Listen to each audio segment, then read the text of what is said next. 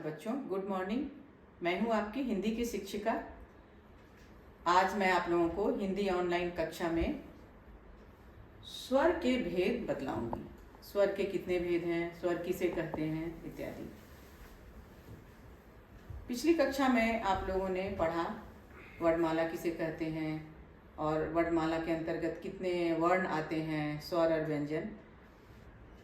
फिर स्वरों की मात्राएं की भी जानकारी आप लोगों को दी गई।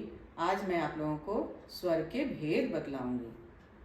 और स्वर, सबसे पहले हम लोग स्वर किसे कहते हैं ये समझ लें।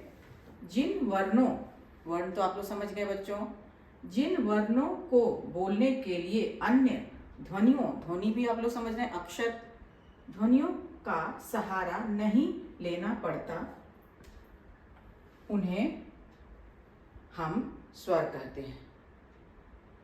जिन वर्णों को बोलने के लिए हमें किसी दूसरे अन्य वर्णों की सहायता नहीं लेनी पड़ती, उन्हें हम स्वर कहते हैं।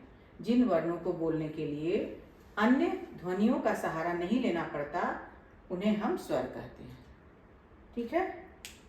जैसे आ को, स्वर को बोलने में किसी दूसरे वर्णों की सहायता नहीं लेनी पड़ती, ये अपने आप में स्वतंत्र होते हैं। ठीक है। स्वर समझ में आ गए बच्चों? उम्मीद है आप लोग स्वर समझ गए होंगे।